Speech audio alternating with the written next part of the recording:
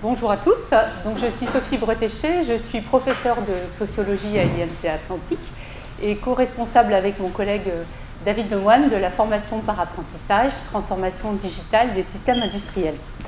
Alors je vais vous proposer en fait pour cette présentation un grand pas de côté, c'est-à-dire les présentations précédentes.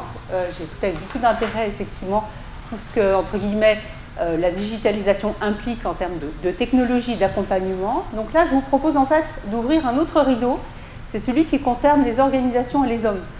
On l'a entendu dans les deux présentations précédentes, on en a parlé, mais peut-être effleuré.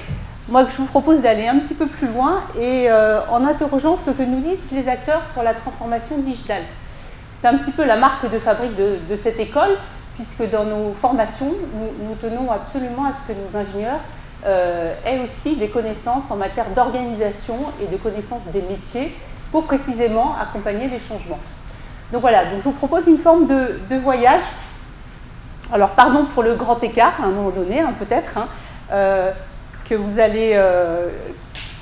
je vous propose de partager. Alors, je voulais un petit peu introduire le propos en vous parlant un petit peu des promesses de la transformation digitale. On a parlé précédemment dans les interventions précédentes de l'usine du futur. Et effectivement, autour de la transformation digitale, on nous propose un monde idéal. Un monde idéal composé de différentes briques technologiques. Alors, je vais pas les décliner, mais effectivement, on a un assemblage technologique autour de ce qu'on appelle, ou ce que les Allemands ont appelé l'industrie 4.0. Les Français ont voulu aussi avoir leur propre label en parlant d'industrie du futur. Et en fait, autour de cette industrie du futur, en fait, au-delà de l'assemblage, on a cette idée d'une usine interconnectée, intelligente, où l'ensemble en fait, des données issues des différentes briques technologiques vont interagir. Ça, c'est une vision du futur parce que vous nous avez aussi rendu compte de la difficulté en fait, d'interconnecter ces différentes briques. Et dans la réalité, vous avancez brique par brique dans la transformation digitale, ce qui me paraît être une démarche relativement saine. Alors, je vais laisser un petit peu l'expertise aux ingénieurs. Et moi, en tant que sociologue, je vais vous proposer de regarder derrière la transformation digitale deux autres briques. La première brique, entre guillemets, qui n'est pas une brique technologique, c'est la brique organisationnelle et qui est une promesse en soi et qui correspond à cette organisation, vous l'avez vu tout à l'heure, très ronde, que nous promet la technologie, cette interconnexion très circulaire finalement de la donnée. Ce qu'on nous propose, c'est qu'en fait d'avoir des nouvelles organisations de travail. D'une certaine façon, c'est la révolution. C'est la révolution puisqu'en fait on va pouvoir se passer des pyramides hiérarchiques silotées, dont on connaît tous les bienfaits mais aussi les méfaits, et on va passer à une conception finalement de l'usine où différentes composantes et différentes expertises vont s'assembler autour finalement de lignes dédiées aux clients. Alors cette projection organisationnelle, elle a été théorisée selon le modèle d'Elon Musk, qui a, à partir de lignes produits, on peut partir de la ligne Tesla, va faire travailler dans des équipes interdisciplinaires, effectivement, des spécialistes du logiciel, des spécialistes de la data, mais aussi des automaticiens, bref, en fait, qui va constituer autour d'une ligne produit un ensemble d'expertises pluridisciplinaires. Et il va les challenger en ne partant pas nécessairement du produit, mais en les challengeant à partir du besoin client. Et effectivement, les spécialistes, entre guillemets, du logiciel, de la maintenance, vous évoquiez tout à l'heure la DSI et effectivement l'ingénierie, entre guillemets, pardon, l'informatique de production, eh bien, on peut imaginer que demain, en fait, on est des experts, effectivement, interconnectés dans des îlots de production et qui soient interfacés avec le client autour de cette future organisation. Ça, c'est le premier point. Et puis, l'autre point qui m'intéresse en tant que sociologue, c'est cette promesse, alors c'est dans toutes les bouches, c'est cette promesse de l'humain augmenté. Alors effectivement, demain, je vous vois sourire parce que je pense que vous n'avez pas véritablement rencontré d'opérateurs augmentés dans vos sites de production. Alors, l'humain augmenté, c'est le super-héros de l'industrie du futur. C'est dans toute la vulgate qui accompagne en fait l'industrie du futur. Alors, le super-héros, effectivement, il va pouvoir interagir avec toutes les informations disponibles effectivement sur une ligne de production. Ça, on avance sur ces éléments-là. Mais il y a aussi d'autres, entre guillemets, promesses qui pourraient nous donner, par exemple, son état de stress. Voilà, ce super-héros, effectivement, il peut aussi avoir des capteurs qui peuvent lui indiquer son état de stress sur la ligne de production ou son état de fatigue visuelle. On y reviendra tout à l'heure, mais le visuel, en fait, concernant les transformations du travail, constitue en fait une faculté humaine qui est fortement sollicitée. Donc ça fait partie de ce qu'on peut appeler effectivement toute le kit, en fait, hein, que l'on peut associer à l'opérateur augmenté. Quand on ouvre un petit peu le rideau, et ça je trouve que l'usine nouvelle avait un petit peu pointé en fait cet élément, en disant que finalement l'humain et cet opérateur augmenté, il cherche sa place dans l'usine du futur. Effectivement, on est beaucoup sur l'expérimentation, et souvent en fait quand on parle de modèles managériaux suite à des révolutions industrielles, on les reconstitue a posteriori. Bien généralement en fait, il s'agit d'expérimentation, de pratiques qui vont ensuite générer des modèles. Donc on n'a pas le modèle de l'opérateur augmenté, on n'a pas le type d'emploi, et je vais revenir tout à l'heure, ça génère plutôt des démarches du point de vue des acteurs de la transformation qui cherchent, et vous l'avez beaucoup dit tout à l'heure, qui cherchent à comprendre le travail, comprendre l'évolution, faire des retours d'expérience et, entre guillemets, capitaliser sur le changement.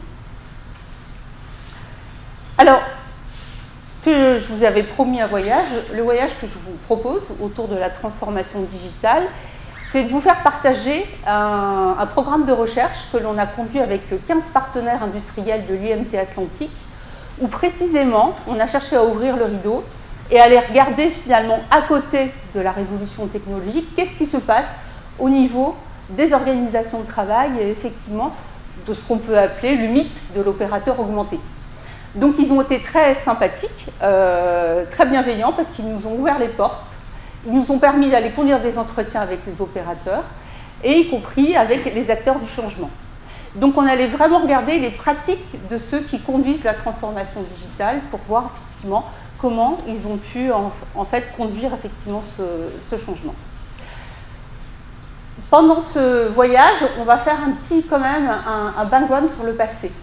C'est-à-dire que la première escale que je vous propose autour de la transformation digitale, c'est de revenir sur les révolutions précédentes. Qu'est-ce qu'elles nous ont appris? Comment les acteurs clés des siècles passés ont agi? Qu'est-ce qu'ils ont compris? Quelles étaient leurs problématiques? Donc on va passer rapidement, mais je vous propose en fait cette première escale. La deuxième, c'est une plongée au cœur de la transformation. On va partir d'une techno, qui est la maquette numérique, et je vais vous proposer de la décliner dans des entreprises différentes. Et vous verrez qu'en fonction des cultures internes, ça ne génère pas du tout les mêmes effets. Donc il y a bien un savoir-faire en fait humain derrière, entre guillemets, la manipulation de l'outil, pour le dire rapidement. Et puis, troisième escale, je vous propose une rencontre à travers justement les entreprises qui nous ont permis de mieux comprendre la transformation digitale, les super-héros, les ingénieurs, les opérateurs. Quel est le regard en fait, quel regard qu'ils portent en fait sur cette transformation? Et globalement, est-ce que ça génère des habiletés d'un nouveau type? Voilà, donc trois escales. La première, grand zoom, retour vers le futur. On va réinterroger ce qui s'est passé pendant les révolutions précédentes. Je ne vais pas vous faire un cours sur la technologie, je ne suis pas une experte, mais par contre, on va regarder les organisations de travail et les métiers. Retour sur 200 ans d'histoire industrielle. Qui sont les super-héros du passé? Alors, première révolution industrielle, de l'atelier à la fabrique. Cette première révolution industrielle, elle est absolument passionnante, notamment dans le contexte français. Alors, elle démarre globalement, bien qu'on parlera toujours du retard français, c'est toujours un espèce de syndrome français. Le retard, on est toujours en retard les Français, et là, par rapport à la transformation digitale, c'est le cas. Vous devez entendre ça peut-être dans vos secteurs professionnels, la question du retard. On l'a conduit en France dans un contexte particulier, puisqu'on a, entre guillemets, aboli les corporations de métiers. Donc il faut organiser la production industrielle dans un contexte où on n'a plus de hiérarchie professionnelle. Ce sera un peu un traumatisme français, cette perte du métier, qui revient aussi beaucoup souvent dans les univers professionnels. C'est quoi le sens de mon métier? Quel est mon métier? Qu'est-ce qui m'appartient? Et cette première révolution industrielle, pour les ingénieurs qui sont à la manœuvre, et on cite souvent le PLAI dans le contexte français, c'est de réintroduire du lien dans un contexte de production qui a perdu, entre guillemets, ses repères corporatistes. Donc il s'agit de recréer des hiérarchies et de recréer également ce qu'on voit l'encadrement entre guillemets de l'ouvrier, donc recréer du lien à travers le paternalisme. Alors le Pley, on le considère souvent comme un inventeur en fait, de la hiérarchie dans les mines. Ce qu'il faut savoir, c'est qu'il est allé regarder le travail. Il est allé regarder les conditions en fait, de vie des ouvriers, et notamment à l'échelle européenne. Et ce qui est intéressant dans sa démarche, c'est qu'il aura toujours eu à cœur d'être un ingénieur social, c'est-à-dire de regarder conjointement, effectivement, la technologie avec les conditions de travail de l'ouvrier. Donc ça, c'est un point important. Le revers en fait, de cette démarche, on voit bien que dans la figure de l'ouvrier, dans le paternalisme en fait, qu'on a pu connaître au 19e, il y a cette idée de discipline.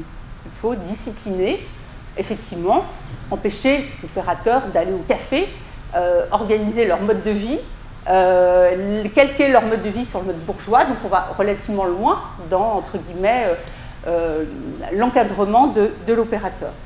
Je passe très vite sur ce tour un petit peu historique. Deuxième révolution, l'électricité, production de masse. Là, vous regardez, vous allez voir quelqu'un le super-héros Taylor. Taylor, on le présente souvent comme quelqu'un qui avait la question du chronomètre à la main, chronométré, standardisé. On est sur effectivement de la production de masse. Si on revient sur les conditions de l'époque, la question sociale de Taylor, c'est pas tant chronométré, standardisé, la productivité, c'est une question qui arrivera plus tard, c'est mettre au travail des personnes qui ne partagent pas la même langue dans le contexte de l'immigration américaine.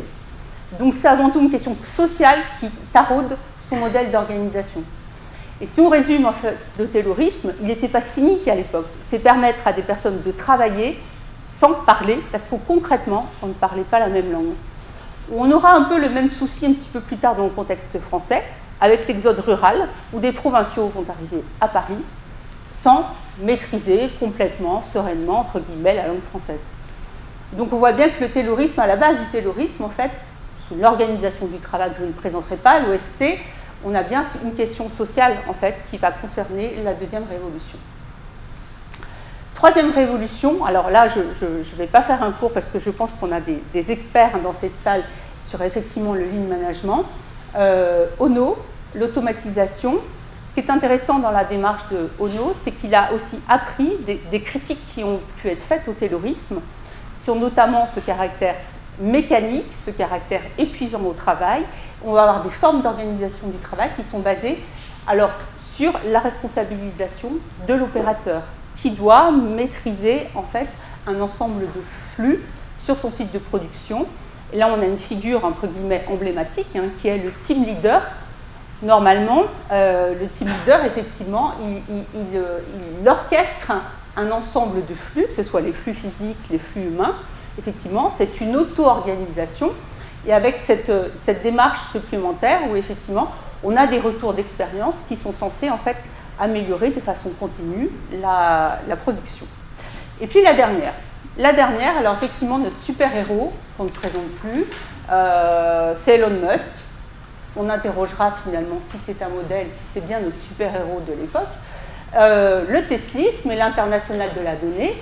Alors on est sur des modèles de production un petit peu qu'on peut appeler en rupture, avec la chaîne de valeur qui est condensée, on décloisonne les métiers, je l'évoquais précédemment, et on se connecte avec l'écosystème. On verra que la connexion avec l'écosystème n'est pas si simple. Mais l'intérêt d'Elon Musk, c'est qu'il se fait table rase du passé. Beaucoup d'entre vous sont issus ou travaillent dans des univers qui ont connu différentes révolutions industrielles. Il y a des héritages. Elon Musk part avec une vision, mais sans héritage, ce qui est un petit peu différent pour conduire la transformation.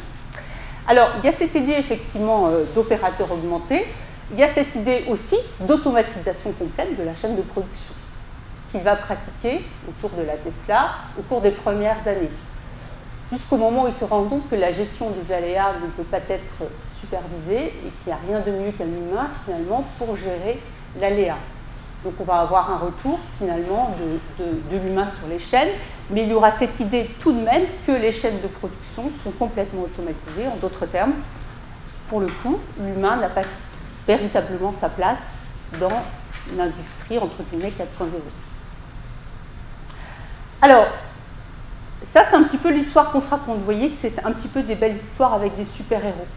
Je vous propose de revenir un peu dans le sol, c'est-à-dire se plonger au cœur de la transformation, et par contre de regarder dans les faits un petit peu ce qu'on peut, derrière les mythes, ce qu'on peut entrevoir. Je vous propose d'interroger en fait une recherche que j'ai conduite avec mes collègues Bénédicte Geffroy et François de Corbière autour d'un outil qui s'appelle le BIM dans le secteur de l'habitat.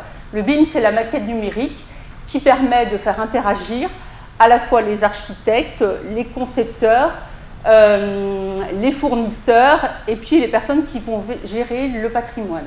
Voilà, c'est une maquette numérique interactive. On a pris cet outil en regardant comment cet outil était, entre guillemets, intégré dans 6 entreprises d'un même secteur, en cours de transformation digitale. Donc vous voyez, on a pris une brique, et en se disant, cette brique, eh bien, on la catapulte d'une certaine façon dans 6 entreprises. Comment est-ce qu'on a regardé finalement comment elle était catapultée, pardon.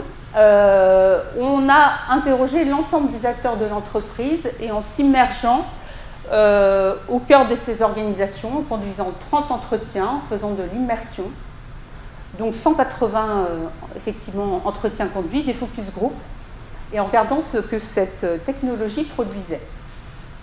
Alors, le prisme qu'on a, j'écoutais précédemment aussi dans les interventions, on parlait de maturité. On a appliqué un petit peu un prisme théorique, on reste un peu des chercheurs, on part avec un petit peu des bagages théoriques. On a regardé dans chaque organisation comment la technologie était maîtrisée par les services experts. Voilà, on était acculturés à cette technologie. On a regardé quel était le degré de maturité organisationnelle. En d'autres termes, est-ce que cette technologie générait des changements d'organisation ou de process? Et puis on est allé regarder la maturité d'usage. Comment les opérateurs se saisissaient, entre guillemets, de façon opérationnelle de cette technologie. Voilà, c'était un petit peu notre prisme. Vous voyez, on a encore du mal à se séparer des triangles. Là. Et voilà, on n'est pas encore dans la pensée circulaire. Alors, la première configuration que je voulais vous montrer, c'est que, premier cas, la digitalisation, c'est un peu l'horreur. Ça peut ressembler à une forme de bureaucratisation et d'infobésité. Pourquoi? Puisqu'en fait, dans cette entreprise, dans cette première configuration, on a 2 entreprises qui ne changent pas leur pyramide hiérarchique. Donc on est bien sur de silos, donc le changement est impulsé par les outils et que par les outils. On ne touche pas à l'organisation du travail, à l'organigramme général, et on ne touche pas au métier. Qu'est-ce qui se passe? Quand on fait ça, qu'est-ce qui se passe? C'est qu'en fait, la technologie est encapsulée dans les services experts qui vont se considérer comme des donneurs d'ordre et qui vont demander au terrain, qui vont établir des requêtes pour faire remonter de l'information. Et de fait, les opérationnels de terrain se retrouvent à être des fournisseurs de données. C'est presque du taylorisme réinventé. On a un clivage en fait entre les concepteurs et les opérationnels. Sur une technologie, ce n'est pas grave. Mais quand vous démultipliez ça sur 4, 5, 6 technologies, vous arrivez en fait à un engorgement de votre organisation et effectivement avec une donnée qui devient la fin en soi, mais qui ne constitue pas du tout de la connaissance partagée au sein de l'entreprise. Deuxième configuration, l'optimisation. Là, on va travailler la techno, mais avec le process. Effectivement, alors on l'a vu dans des entreprises où on recentralise le pilotage opérationnel. Globalement, le DSI devient le maître à bord à côté du directeur. Il prend les commandes. Voilà. Alors comment il prend les commandes? Il part du principe qu'il va automatiser le process, souvent sur les directions métiers. Voilà, il va prendre la main sur les directions métiers qui se sentent un petit peu asservies, effectivement, au diktat du DSI. Eux-mêmes disent avant on était artisanal, maintenant on est dans voilà, d'automatisation bête et méchante. Et en fait, qu'est-ce qui se passe? Alors on est en cours de transition et de changement. La gestion des aléas est non anticipée, donc on a une approche transversale par activité portée par l'ERP, mais par contre, on a encore une approche verticale silotée, on a 2 organisations parallèles, qui est portée par la direction métier et qui garde la main notamment sur l'écosystème grâce à la donnée qu'ils récupèrent de leur plateforme. Donc on a 2 systèmes qui entrent en compétition. Ce qu'on perçoit, c'est que bien évidemment, il manque une intégration métier. Vous voyez dans le triangle, en fait, hein, on a travaillé 2 pans du triangle, mais pas le troisième. Et on n'est pas encore sur une intégration complète et un choix, en tout cas, sur le mode en fait, de process que l'on veut appliquer. Dernière configuration, c'est celle que je préfère, le digital au service de la mission du métier. On est toujours dans le même secteur professionnel. Le directeur a une vision en disant le digital, ça doit libérer du temps pour aller au contact de nos clients, physiquement. On doit les connaître. Et donc, dans cette configuration-là, on part en fait de l'opérationnel pour revisiter toute la chaîne de valeur, les processus et accompagner l'évolution des métiers. Donc, on a bien une techno qui est en fait tournée vers le, entre guillemets, tournée vers le client. On va coupler le produit et le service apporté. Voilà, dans une même démarche. Vous avez une organisation qui est drastiquement allégée, c'est-à-dire qu'on a dû supprimer 3 ou 4 échelons hiérarchiques dans cette entreprise, et avec en fait un développement des métiers, une montée en qualification, y compris des échelons les plus opérationnels, et avec une donnée en fait qui est mise au service du beau produit et du service de qualité. Alors je parle de cette pyramide inversée, parce que dans les faits, ça s'est passé comme ça. C'est-à-dire qu'on a renversé les faits, enfin, pardon, on a renversé la pyramide. Et si je reprends l'exemple en fait du BIM, hein, que j'ai donné un petit peu en fil rouge, le BIM, on est parti effectivement du besoin du client. C'est-à-dire que quand vous êtes dans un logement de patrimoine, de quoi avez-vous besoin en termes de maintenance, de quoi avez-vous besoin en termes de service. Et donc on est parti de ce point de vue-là pour reconstruire la chaîne de valeur et ensuite l'articulation entre les acteurs de la chaîne. Le BIM, ici, c'est un outil de dialogue et d'interaction entre les différentes parties prenantes. Ça veut dire que la donnée est à la main des opérationnels. Si je prends le cas typique la dernière fois, le BIM, la maquette numérique, n'était pas à la main des opérationnels. Dans cette configuration-là, vous avez complètement les droits, vous êtes habilité à alimenter la maquette numérique. C'est un outil partagé. Donc ça renvoie aussi à quoi? Ça renvoie aux cultures internes et à la façon dont on envisage en fait la coopération au sein des organisations et la place de chacune des parties prenantes. Donc vous allez, derrière cette transformation, vous l'aurez compris, ça génère des trajectoires différentes. Je vous montre juste un petit peu à métier égal. Vous voyez qu'on a des déclinaisons très différentes, des façons de vivre le métier radicalement différentes. Vous voyez, dans le premier cas, on nous dit maintenant mon métier c'est de répondre aux requêtes du siège. Voilà, c'est un petit peu. Deuxième configuration, les outils mettent les organisations en réseau, mais pas les métiers en coopération. Et troisième configuration, on est prêt pour travailler dans un territoire donné et être un interlocuteur référent. C'est-à-dire j'ai la donnée opératoire effectivement pour interagir dans une entreprise entre guillemets ouverte. Alors, juste peut-être l'enseignement en fait de ce deuxième voyage, c'est qu'on voit bien que on parle beaucoup de transformation digitale comme entre guillemets un chemin unique. Vous l'aurez compris, ça renvoie à des chemins différents. Ce qu'on a compris aussi autour de cette brique, c'est qu'aujourd'hui on a deux tensions. La première tension, c'est qu'on peut avoir tendance à modéliser complètement un cycle de production, à tout enfermer dans la boîte, mais en développant beaucoup la maturité technologique, mais en se focalisant un peu moins sur la maturité professionnelle. L'autre pôle, c'est de partir des métiers. C'est le pôle, moi j'ai appelé un petit peu l'artisanat 4.0, c'est-à-dire d'équiper les métiers, effectivement un ensemble de briques technologiques, mais pour le coup, il vous manquera en fait une maturité de process et d'interfaçage. Voilà, vous pouvez avoir des données qui circulent localement sans qu'elles ne soient aussi consolidées au niveau central. Donc on est face en fait à ces deux pôles.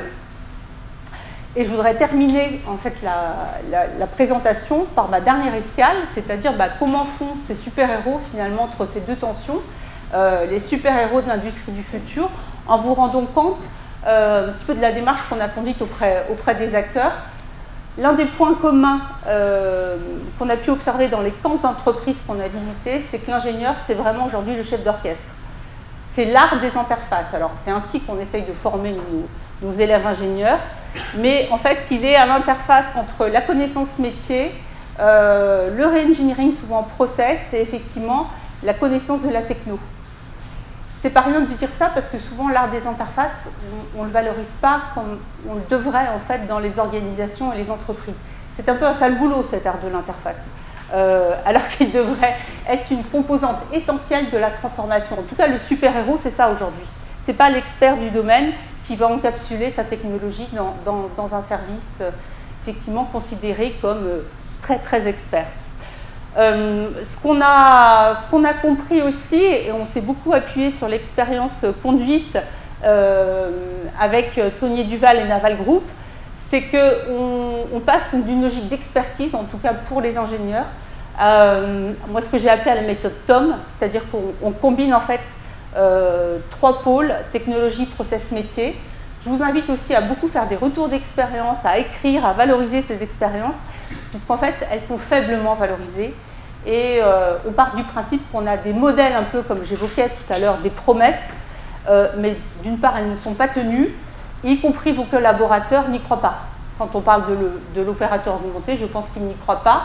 Et je pense qu'il faudrait beaucoup plus communiquer sur des démarches ancrées, de remettre en fait ce rôle de chef d'orchestre un petit peu sur le devant du pavé pour parler de transformation digitale. En un mot, parler des pratiques. Ça me semble essentiel. Ce qu'on a pu voir aussi, c'est qu'on a une signature forte d'appréhender, je ne parlerai pas d'industrie du futur, mais d'avenir de l'industrie. À Naval Group, l'artisanat 4.0 est un élément clé de leur transformation. C'est intéressant parce que Naval Group, c'est 400 ans d'histoire. Ils ont connu beaucoup de révolutions industrielles, bien avant, entre guillemets, que même la révolution industrielle n'existe. Ils ont un socle métier qui est très fort, c'est un gène. Et en fait, ce gène, on le voit qu'il est, entre guillemets, revivifié d'une certaine façon par la technologie. Les métiers, sans doute, sont reconfigurés et contre toute attente, on n'a pas vu en fait de réticence au changement par rapport à la technologie, bien au contraire. Ce qu'on a vu aussi, c'est que, et là on l'a davantage vu chez Saunier Duval, on pratique beaucoup l'apprentissage permanent fondé sur des retours d'expérience. Ça me semble quelque chose de très important. Et pour donner un petit peu ces lettres de noblesse à cette démarche, il ne faut pas oublier que c'était au cœur de nos super-héros du passé. J'évoquais le Play, qui avant tout était effectivement dans la compréhension du travail, y compris pour penser des modèles d'organisation et l'articulation avec la technologie. Alors, je vous ai mis 2 témoignages de nos super-héros. Vous voyez, alors plutôt Naval Group, hein, alors vous les retrouverez dans l'ouvrage qu'on a écrit sur les chemins de la transformation digitale. La démarche, et je cite en fait le responsable de l'usine du futur, c'est de partir des métiers. Donc si on reprend un petit peu cette image du triangle, l'entrée c'est celle-ci. Et ensuite on va retourner vers la dimension process. Mais l'entrée est celle-ci. Et vous voyez que si on est plutôt dans le 2e témoignage, on va plutôt être dans l'automatisation, mais qu'on va tempérer avec une connaissance métier et une attention aux conditions de travail, notamment les conditions de travail de l'opérateur. Donc j'évoquais des tendances, on est bien, voilà, on pourrait même appeler des styles dans la pratique du changement et de la transformation digitale. Et puis pour terminer, dernier rideau, parce que bien évidemment, super-héros, l'ingénieur, mais les super-héros, c'est aussi les opérateurs. Je voudrais vous un petit peu rendre compte, ce sera mon dernier slide, ce qu'on a pu entendre en écoutant les opérateurs, notamment dans ces 2 entreprises. Ce qu'on a compris, c'est qu'en fait, on a là aussi on va dire deux idéotypes. L'opérateur vigilant, on a parlé tout à l'heure des transformations des métiers, avec, entre guillemets, ce qui est disponible aujourd'hui, on parle beaucoup des techniques de management visuel. L'opérateur il est vigilant, mais dans un double sens. Il est vigilant sur la place de la machine. C'est-à-dire qu'il peut avoir des réticences à avoir ce qu'il délègue à la machine, qui contrôle qui. Ça, c'est un retour qu'on a eu en fait de l'expérience de l'immersion conduite sur les lignes de production. Ça, c'est le premier point. Donc, il est vigilant sur les formes de production de données. Qui les interprète? Voilà. Qui va avoir la connaissance opératoire? Première vigilance. Et je vous disais sur la place de la machine. L'autre chose, c'est qu'on voit bien qu'on développe beaucoup les habiletés visuelles, en fait, avec des technologies l'industrie 4.0, et notamment la réalité augmentée, où on a parlé de management visuel. On développe moins et on perd certaines habiletés qui concernent le toucher, le bel objet. C'est un signal faible, qu'il faut avoir, parce que les opérateurs le disent, la perte de la matière, mais les nouvelles générations nous le disent aussi, nous, quand ils sont en face de nous. C'est-à-dire, je veux revenir à quelque chose de manuel, je veux toucher, je veux me réancrer, donc quelque chose de concret. Ça n'a l'air de rien, mais ça pourrait être une quête d'un bien extrêmement rare associé au travail dans les années à venir. Il ne faut pas lésiner en fait ce signal faible, entre guillemets, qu'on peut avoir lié à effectivement l'évolution effectivement du travail. Ce qu'on a entendu aussi, notamment dans l'opérateur vigilance, c'est une demande de coopération élargie. Je ne veux pas être effectivement dans mon silo, mais je veux interagir avec d'autres acteurs de l'entreprise. Donc vous voyez, on est vraiment dans cette idée d'opérateur qui va être très attentif à ces évolutions, qui va être en pilotage. Autre idée type, l'artisan 4.0. C'est une autre figure que l'on peut voir derrière l'opérateur augmenté. C'est-à-dire qu'on va être plutôt sur la notion de métier qui va être enrichi avec la technologie. Alors, effectivement, l'exemple un peu type, c'est par exemple le métier de soudeur, c'est un peu un marronnier, hein, le métier de soudeur qui va être effectivement dopé avec les outils de la réalité augmentée, qui va être reconfiguré, mais pas seulement. Je pense, on l'a vu à Neral Group, on part en fait du métier pour créer des nouveaux savoir-faire associés à la visualisation de l'ensemble du produit. Ce qu'on peut appeler en fait toutes les technologies apportées avec le jumeau numérique. Donc on va avoir effectivement un super regard sur l'acte de produire et avec une intelligence beaucoup plus forte dans les modalités de coopération. Alors, ce n'est pas l'opérateur augmenté, moi j'appelle ça l'artisanat 4.0, tout simplement parce qu'en fait c'est un retour plutôt vertueux du métier. Et effectivement, avec un petit clin d'œil, on pourrait dire qu'on a fait un tour de cycle. Donc on pourrait revenir dans les années à venir au modèle de la fabrique, où effectivement, on interagissait autour de corporations et basé effectivement, entre guillemets, sur des interfaces entre métiers. Que permet la technologie aujourd'hui? Juste pour terminer, les points communs qu'on a eu en fait dans ces deux univers, toujours à appuyer sur le retour des opérateurs, c'est qu'ils attendent une signature dans l'acte de production. Je m'explique. Ils aimeraient qu'à un moment donné, on reconnaisse leur contribution à la production, avec des idées sur je pourrais porter à un moment donné, il faudrait qu'il y ait mon nom sur tel beau produit. Il faudrait que je sois reconnu comme un contributeur. Et là aussi, je parlais tout à l'heure de signature dans la conduite du changement, il y a une attente de signature de dans quoi suis-je le contributeur. Autre élément, je disais le retour de la valeur du faire. C'est un peu un mouvement de société, vous avez peut-être dû entendre parler des makers, effectivement, là un petit peu qui est une révolution sociale. On retrouve, ce que j'évoquais tout à l'heure dans le toucher, mais il y a aussi ce retour de il faut qu'on me dise qu'à la fin de la journée, qu'est-ce que j'ai fait. Voilà. Et qu'il ne soit pas non plus un automatisme, entre guillemets, associé à la machine. Et donc, d'où des besoins aussi d'échanges collectifs sur qu'est-ce que j'ai fait, qu'est-ce qu'on a fait collectivement au bout de la journée. Et puis, dernier point, je l'évoquais, la résurgence du métier, c'est peut-être le tournant.